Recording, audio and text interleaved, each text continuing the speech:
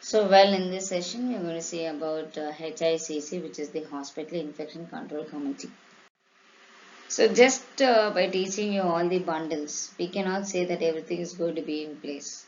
So, these are the person who are going to work as a police or the traffic personnel in maintaining or preventing the infection in and around the hospital, which is nothing but the Hospital Infection Control Committee. So the Hospital Infection Control Committee will be maintaining the monitoring of the surveillance of the hospital acquired infections, and also they maintain the implementation of infection control program, and also they see to the hospital people all around the world maintaining antibiotic stewardship program.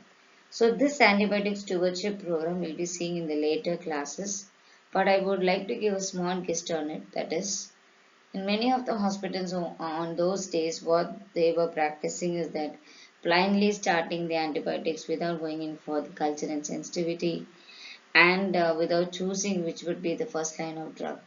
So this antibiotic stewardship program would maintain the that is the it's going to prevent the antibiotic resistance, as well as it aids in the treatment guidelines. So the hospital acquired infection control committee members would be the chairperson, member, secretary, and usually the chairperson would be a team such as the from the CTU side, the surgeon or any major surgery surgeons would be the chairperson, and the secretary would be the microbiologist who are mainly involved in the controlling of infection, and infection control officer would be a senior nurse who is going to uh, practice all the infection control protocols, who is going to be a liaison between the link nurses as well, and that would be the our leader, which is our nursing superintendent and head of the department of all the consultants, all the OT in charges, ICUs, CSSD in charges, kitchen in charges, pharmacy, laundry and housekeeping. Now you may think why kitchen, laundry and housekeeping also play a major role in HICC. Yes, I told you that the food, the water, the air, all can get contaminated. Also, engineering people also you can connect in this, because in the OT, the laminar flow tent, as well as the air exchange, the humidity, everything is being maintained. HEPA filter, everything is maintained by the engineers. So we can also add more and more people. Thereby, the basic foundation of the hospital is well groomed. So the functions of this HICC would be surveillance for many types of hospital-acquired infection, preparation of HICC manual. So in this manual, they would tell you like starting from a basic hand washing technique and might be to a major surgery such as cardiac surgeries and so on.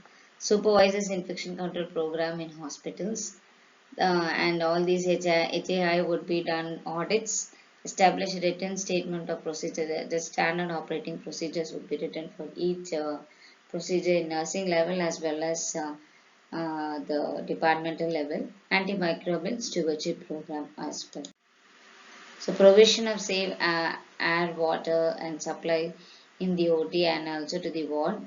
Provision of safe water and food to the patients. Cleanliness and general hygiene of the hospital. Proper disposal of waste. Proper maintenance of laundry. Decontamination of all the equipments as well as OT procedures. The major function of HICC followed would be isolation of patient and barrier nursing, notification of all the infectious diseases to the public health authorities and sectors, laboratory and pharmacy procedures, immunization of the hospital staff and documentation, and detection and treatment of carriers among the health staff. So the major role of the hospital infection control nurse would be following strict safety rules and infection control plans, and checking the data for infection, that is trends and risks, and might be shared as a detailed data analysis and give the benchmarkers, creating and enforcing infection control protocols, monitoring and regulating the antibiotic usage in order to prevent antibiotic resistance, educating the patient and co-worker and communities on preventing infection, investigating and handling outbreaks, collaborating with authorities to reduce the infection risk, developing strategies to protect the patients and communities, and also staying on top of the global health news for preparedness and connecting with the community for awareness and education. So to conclude, hospital-acquired infection can be only controlled with the help of this big team member. They aid in how starting from a basic environmental cleaning, going to the complex that is the OT procedures as well. These are the possible questions on SSI. That's all for today. Thank you.